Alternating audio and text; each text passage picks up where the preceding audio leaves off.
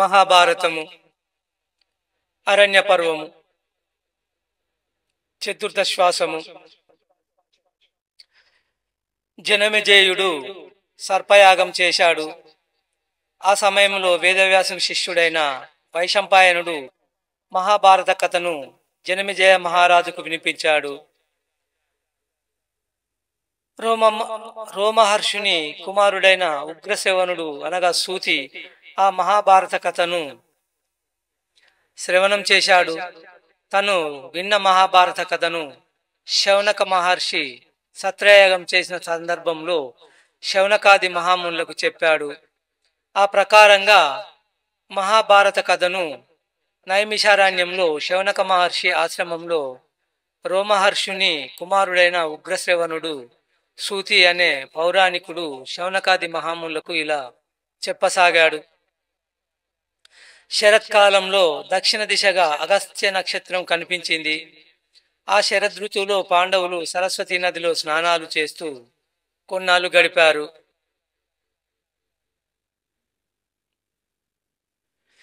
ఆ తర్వాత వారు కామ్యకవనం చేరుకున్నారు.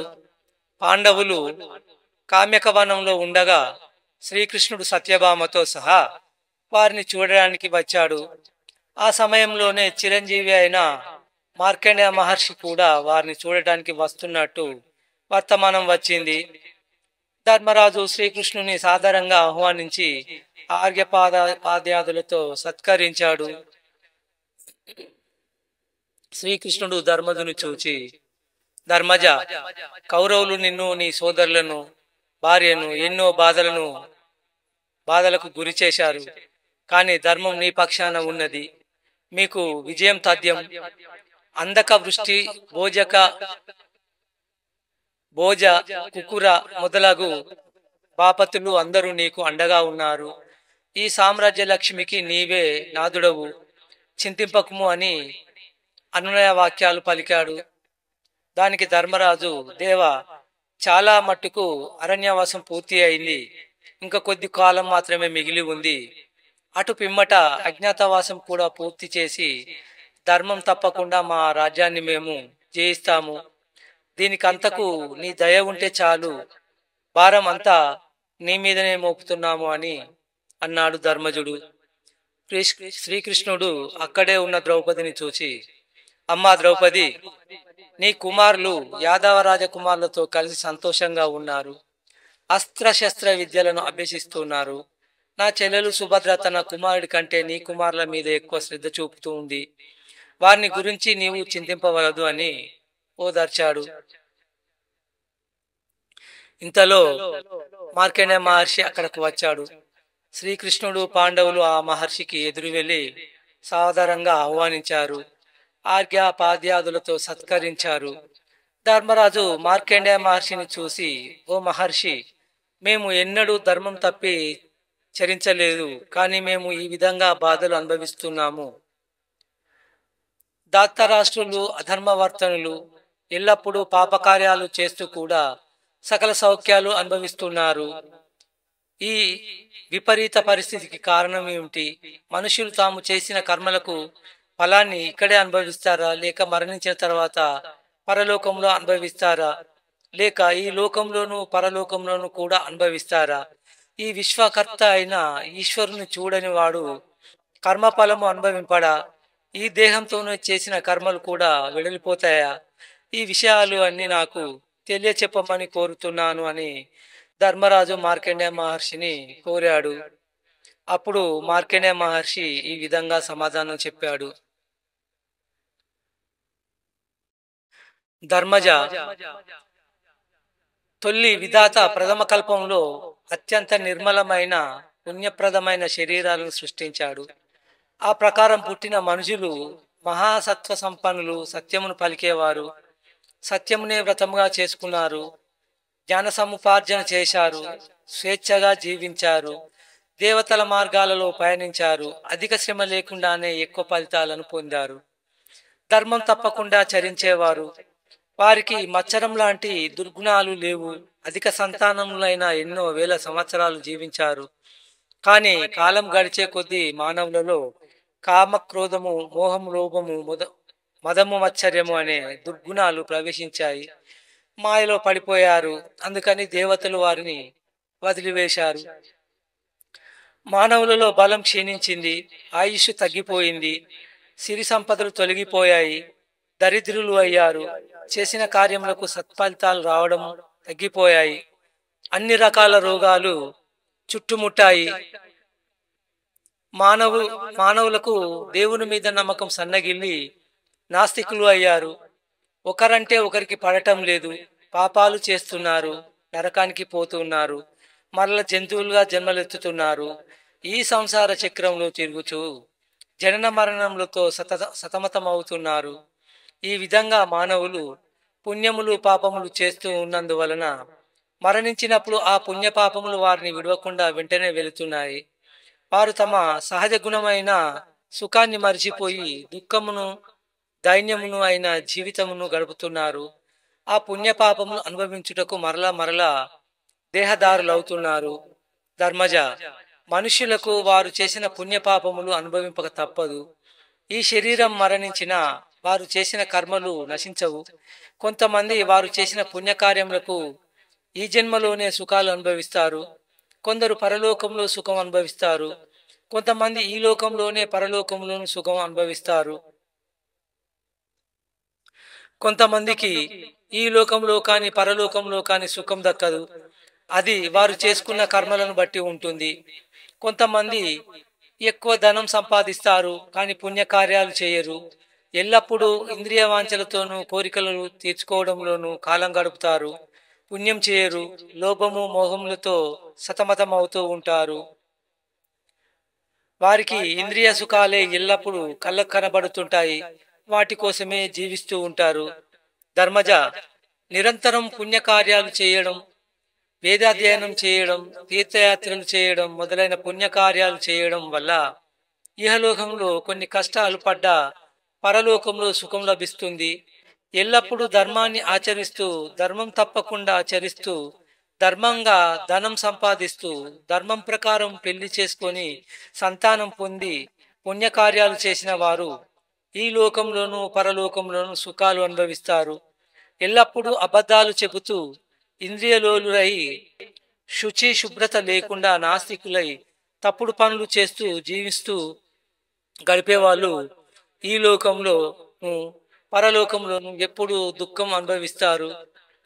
ధర్మజ, మీరు దేవతల అంశాలతో జన్మించారు. మీరు ధర్మం తప్పకుండా మీ పరాక్రమాన్ని ప్రదర్శించి శత్రువులను జయిస్తారు. భూభారాన్ని తగ్గిస్తారు. ఎన్నో యజ్ఞాలు చేసి దైవత్వాన్ని పొందుతారు అని మార్కండేయ మహర్షి ధర్మరాజుతో చెప్పాడు. అది విని ధర్మనందనుడు తనకు బ్రాహ్మణ ప్రభావము వినవలనని ఉన్నది అని చెప్పగా మార్కండేయ మహాముని ఇలా చెప్పసాగాడు. ఓ ధర్మనందన, పూర్వము హైహవ వంశోద్భవుడైన దుందుమారుడు అనే రాజు వేట నిమిత్తం అడవిలో తిరుగుతూ ఒక చోట జింక చర్మమును ఉత్తరీయముగా ధరించిన ఒక బ్రాహ్మణును చూచి అది మృగం అనుకొని దానిని బాణంతో కొట్టాడు.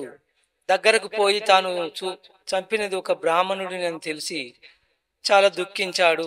తరువాత వంశ పెద్దలను వెంటబెట్టుకొని తారక్షుడు అనే పేరు గల మహాముని వద్దకు వెళ్ళాడు. జరిగింది చెప్పి పాప పరిహారానికి మార్గము చెప్పమని అడిగాడు. ఆ మహాముని చిరునవ్వుతో తన కుమారుని పిలిచాడు.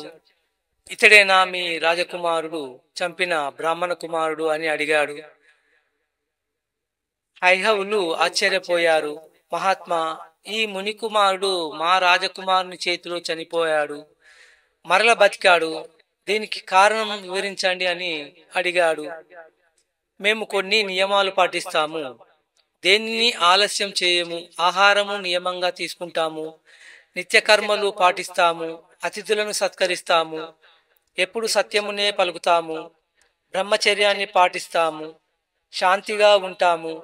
దానివలన మాకు రోగములు మృత్యువు లాంటి భయము లేదు. కాబట్టి మీరు నిశ్చింతగా వెళ్ళండి అని అన్నాడు. వారు ఆ మహామునికి నమస్కరించి వెళ్ళిపోయారు. కాబట్టి బ్రాహ్మణ ప్రభావము అంతటిది. ఇప్పుడు నీకు బ్రాహ్మణ క్షత్రియ స్వరూపములు తెలుపు ఒక గాథ వివరించెదను అని మార్కండేయ మహాముని ఈ విధంగా చెప్పసాగాడు. పూర్వము అత్రి అనే మహర్షి ఉండేవాడు. అతడు తపస్సు చేసుకొనుటకు అరణ్యమునకు పోతూ తన భార్యతో, నేను తపస్సు చేసుకోవడానికి వెళుతున్నాను, నీవు నీ పుత్రుల వద్ద ఉంటావా లేక నాతో వస్తావా అని అడిగాడు. దానికి ఆమె ఇలా చెప్పింది, నాదా, పుత్రుల పోషణము కుటుంబ పోషణకు తగిన ఏర్పాట్లు చేయకుండా తమరు ఈ విధంగా అరణ్యమునకు వెళ్ళడం భావ్యం కాదు. కాబట్టి మీరు వైన్య మహారాజును అడిగి తగిన ధనము తీసుకుని రండి అని చెప్పింది. ఆమె మాట ప్రకారము అత్రి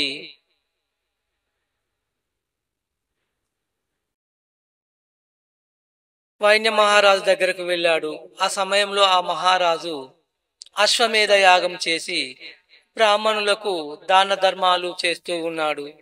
అత్రి ఆయన వద్దకు వెళ్ళి, రాజా, నీవు బ్రహ్మదేవునితో సమానుడవు, ఇంద్రునితో సమానుడవు, నీవు సమస్త జనులకు ఈశ్వరుడవు, నీకు అన్ని ధర్మములు తెలియను, నిన్ను పోలిన రాజులు ఈ భూమి మీద లేరు, నిన్ను అందరూ ఋషులు పొగుడుతారు అని పలికాడు. అక్కడే ఉన్న గౌతమ మహర్షి ఇది అంతా విన్నాడు. ఆయనకు కోపం వచ్చింది. కేవలం ధనం కోసం జంకు లేకుండా మానవ మాతృడైన రాజును ఇంద్రుడు బ్రహ్మదేవుడు అని పొగడటం తగునా అని అన్నాడు. దానికి అత్రి ఇది యుక్తము, ఇది అయుక్తము అని తెలియకుండా మాట్లాడవలదు.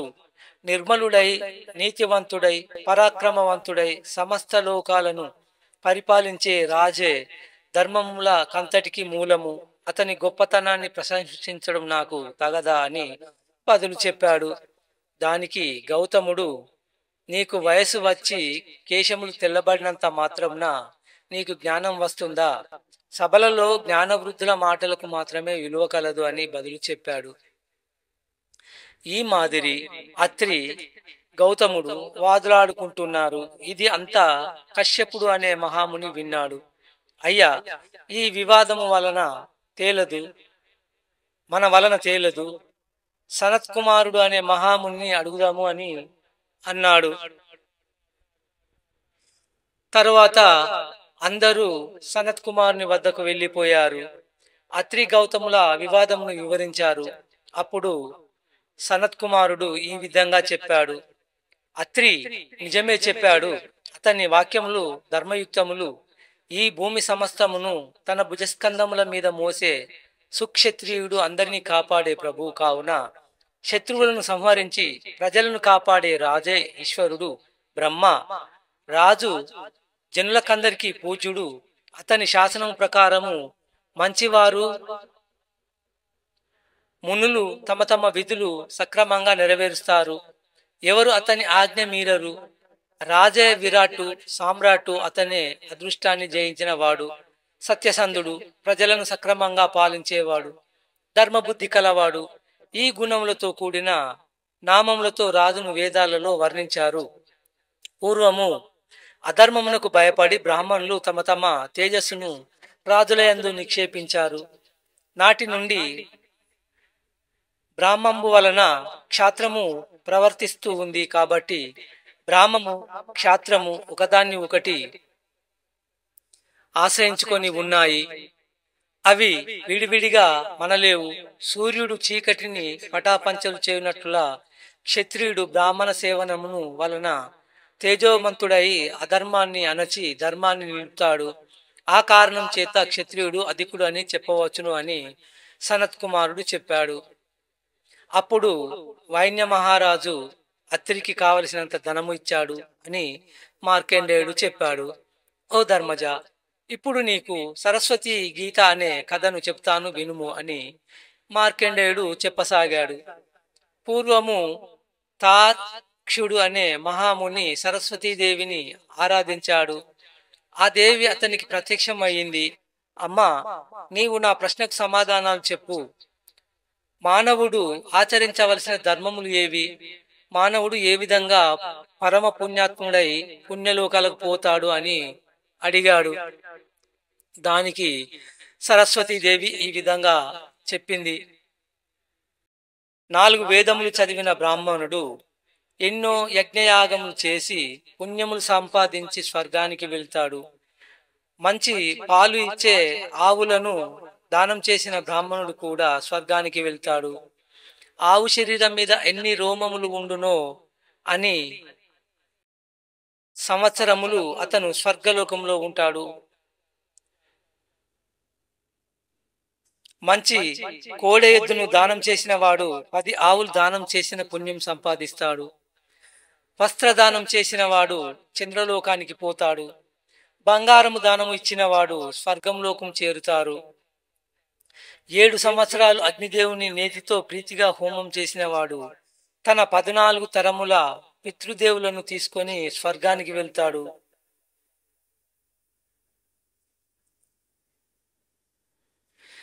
ఎల్లప్పుడూ శుచిగా ఉంటూ నిరంతరం అగ్నిహోత్రం చేసేవాడు గోలోకం చేరుతాడు. ఎందుకంటే అగ్నిహోత్రము నా స్వరూపము, సకల యజ్ఞములకు కావలసిన సంభారములు నాకు సంబంధించినవి. నేను అగ్నిహోత్రుని ముఖంలో నుండి పుట్టాను. నేను విద్వాంసులందరినీ సందేహాలు తీర్చగలను.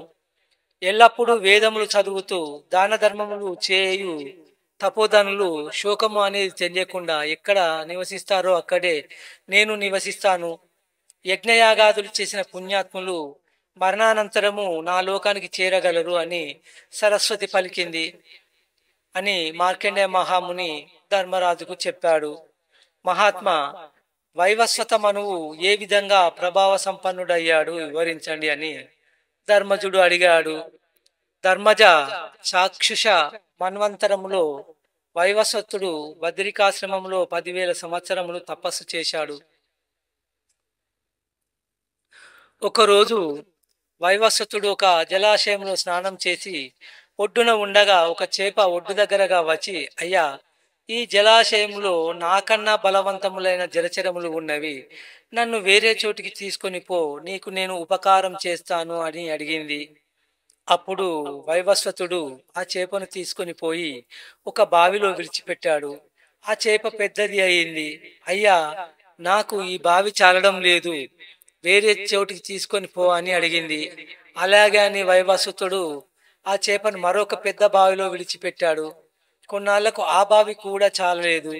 ఆ చేప కోరిక మేరకు వైవస్వతుడు ఆ చేపను ఒక మడుగులో విడిచిపెట్టాడు. ఆ మడుగు సరిపోలేదు. అందుకని వైవస్వతుడు ఆ చేపను సముద్రంలో విడిచిపెట్టాడు.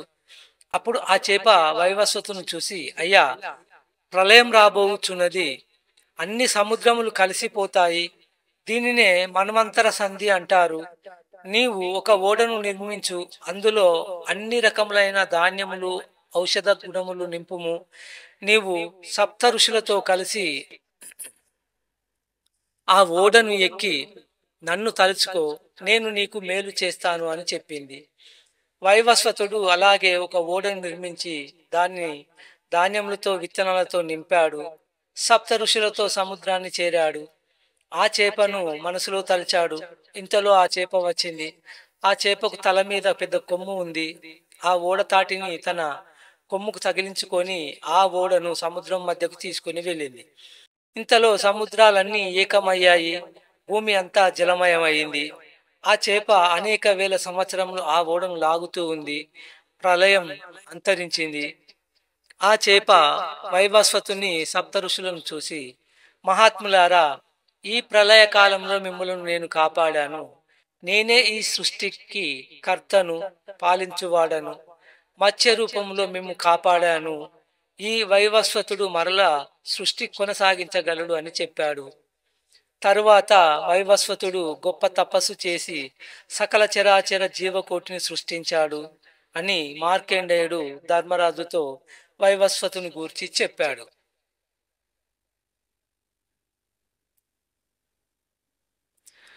ఆ ప్రకారము ఇప్పుడు మనకు నడుస్తున్నది కూడా వైవస్వత మనవంతరమే. అప్పుడు ధర్మరాజు మార్కండేయుని చూసి, ఓ మహర్షి, నీవు చిరంజీవివి, ఎన్నో ప్రళయాలను చూశావు, ఈ చరాచర జీవరాశుల సృష్టి స్థితిలయాలను ఎన్నోసార్లు చూశావు. లోకాలు ప్రళయకాలంలో ఏ రీతిగా ఉంటాయో వివరించండి అని అడిగాడు. దానికి మార్కండేయుడు, ధర్మజ, నీవు అడిగిన ఈ ప్రశ్నకు సాక్షాత్ విష్ణుమూర్తి అవతారం అని చెప్పబడుతున్న శ్రీకృష్ణుని అనుమతితో సమాధానము చెబుతున్నాను, సావధానముగా వినుము అని ఈ విధంగా చెప్పసాగాడు. కృతాయుగము, త్రేతాయుగము, ద్వాపర యుగము, కలియుగము అని యుగములు 4. ఇవి 12,000 దివ్య సంవత్సరములు. ఈ 4 యుగములు కలిసి ఒక మహాయుగము అని పిలువబడతాయి. ఇలాంటి మహాయుగములు 1000 కలిస్తే బ్రహ్మదేవునికి ఒక పగలు అవుతుంది. అలాంటి బ్రహ్మ దివసము ఆఖరణ 100 సంవత్సరములు తీవ్రమైన అనావృష్టి ఏర్పడుతుంది. సూర్యుడు తీవ్రంగా తీక్షణంగా ఉంటాడు. దాని తోడు విపరీతమైన గాలులు వీస్తాయి. అంతలోనే మేఘాలు కమ్ముకుంటాయి. ఉరుములు మెరుపులతో విపరీతంగా వర్షములు కురుస్తాయి. నదులు సముద్రాలు నిండుతాయి. అనావృష్టి అంతరించి అతివృష్టి ఏర్పడుతుంది. భూభాగం అంతా జలమయమవుతుంది. గాఢాంధకారము భూమండలం అంతా ఆక్రమిస్తుంది. ఇంతలో బ్రహ్మదేవుని ఆజ్ఞ ప్రకారము విపరీతమైన గాలి వీచి ఆ మేఘాలను చెదరగొడుతుంది. అప్పుడు బ్రహ్మదేవుడు ఆ ఘోరమైన నీటి మధ్య పద్మము మీద నిద్రిస్తాడు. ఈ విధంగా కల్పాంతం అవుతుంది. ఈ రకమైన కల్పములు ఎన్నో గడిచాయి. ఇక ముందు ఎన్నో రానున్నాయి. కల్పాంతము అనగా కల్పము చివర వచ్చు ప్రళయము. కల్పము అనగా బ్రహ్మదేవునికి ఒక రోజు. మన కాలమానంలో 4 యుగాలు 1000 మార్లు గడిస్తే బ్రహ్మకు ఒక పగలు. అప్పుడు ప్రపంచం చైతన్యవంతంగా ఉంటుంది. బ్రహ్మకు సాయంత్రం జలప్రలయం వస్తుంది. గాఢాంధకారం అలుముకుంటుంది. అది బ్రహ్మకు రాత్రి. అప్పుడు జగత్తు చైతన్యరహితంగా ఉంటుంది. మిగతాది రేపటి కార్యక్రమంలో చెప్పుకుందాం. జై హింద్.